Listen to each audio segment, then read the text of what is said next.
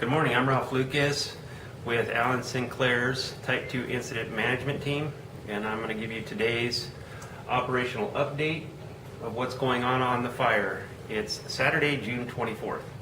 I have an interpreter today, and this is Sandra. So we'll start in Division Alpha. Over in Alpha, one of the things that has been of interest lately is this Bar X fire. We're happy to report that this Bar X fire is real quiet. On the bottom, along this roadway, which we call the telephone line road, or power line road, this is looking real good. As a matter of fact, this bottom line here should actually be black. We put that in on purpose. We burnt that out on purpose to hold the fire because the fire wants to move to the south.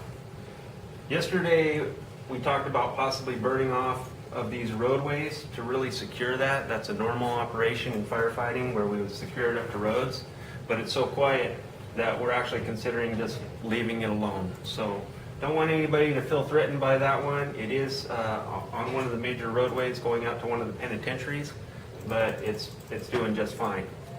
Up in Alpha, the crews are finally in place where they got a picture, an operational picture we would call, of how to connect the puzzle pieces between Division Alpha and Division Delta. So they have that in place as this goes around the fire. The fire is still progressing off to the west, and again, we've talked about that leader's intent and the plans that we've talked about with the agency administrators of this area about allowing firefighters to fight this fire in an area where it's more suitable for firefighting activity. We have several things working against us, that being the heat, the helicopters and aerial resources not being able to take off because the heat thresholds are too high, and then the terrain and the fuel type. So we're waiting for this thing to come down to us where we can engage it in a safer fashion. Over into Division Papa, on this map, I'm happy to say that we could show black line all the way down here to where it says DIV right here. Black line means controlled fire line, and controlled fire line means 100% out. We're in a status where we're just monitoring that.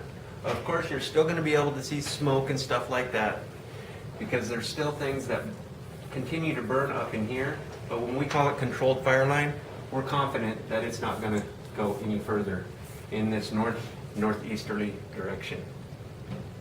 One of the biggest things that's going to be happening today is in Division Tango. This should be a T right here. And Division X-ray is trying to get that black line all the way around like this. We do have active fire in this interior area, which would be east of the 336 on this side, west of the 336 on this side. So we have a V right here that we're dealing with, if you want to look at it that way. We literally have 250 personnel up there, an entire group of hotshots that are working and have been prepping for days all of this area. Turkey Flat is fully prepped, it is fully sprinklered, and like I mentioned before, it has like 15,000 feet, 3 miles of hose line around all of those structures, along with, I would say, over 40,000 gallons of water to supply it in that area, to supply those hose lines. So a lot of water tenders, a lot of fire engines, and a lot of folks on the ground protecting that area. So this is critical as we come around the bottom of the V, and that's what we're working on today. We're pleased to say that we've put in the column, what we're calling the Columbine group up here in Columbine, that we've removed that from the values at risk status. It is now just in a monitoring status, which means that we have a high confidence that all of the structures, the telescope, and the infrastructure up there is sound and good. So there are no worries in those regards. So that is your operational update for today.